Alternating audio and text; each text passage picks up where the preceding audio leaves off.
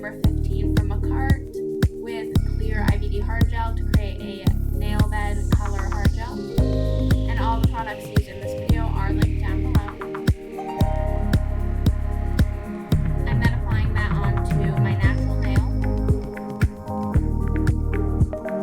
and moving it around with my brush to create a long extended nail bed.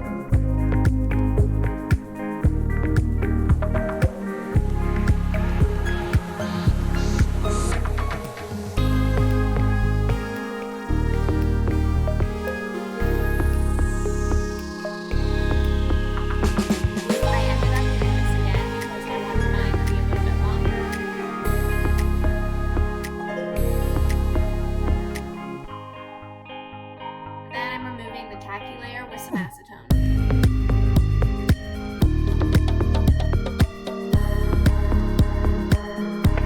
I'm not gonna lie here, but it was super hard to file these into shape, so I actually just skipped this step.